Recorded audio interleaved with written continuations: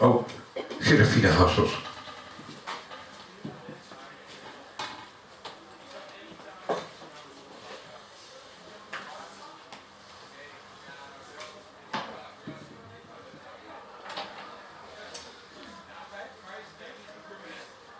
Lege borsten. Boven het zacht fluwelig neusje. Het wijd open donker oog. De melkzoekende mond wil leven. Groeien waar dood wordt gezaaid. Tegen de klippen op. Waar bommen vallen tijdens geboorte. Bewogen de muren. Maak jij gestorvenen goed. Moet jij leven om hoop op liefde te geven. De zachte kracht van pril en belofte maakt je melkloze moeder wanhopig. Een laatste dadel in haar hand.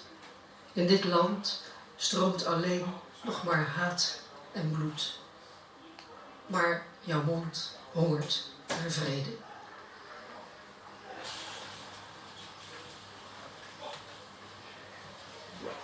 Vertrek.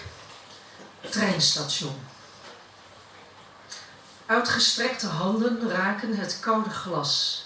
Aan de andere kant peuterhandjes de zijne raken, als ware het een speels kiekeboespel.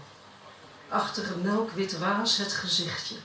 Nu al een vaag verdwijnende schim, de contouren in zijn geheugen geëtst, haar stille glimlach, plots eeuwen oud.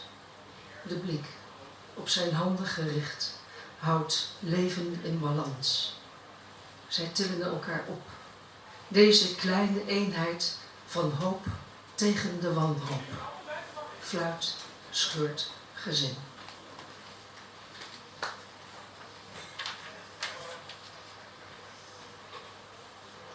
Vrijheid.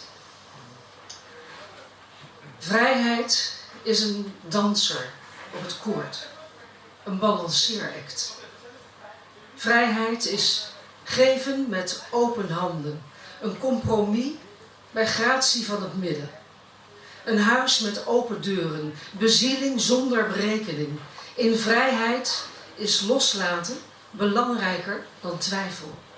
Waar het hart het wint van wantrouwen. Een samen zoeken en bouwen. Een kathedraal van vertrouwen. Waar moed dieper gaat dan haat.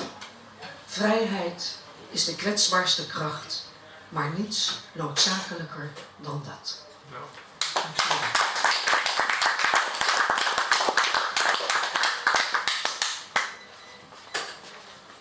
Serafina Hasselt.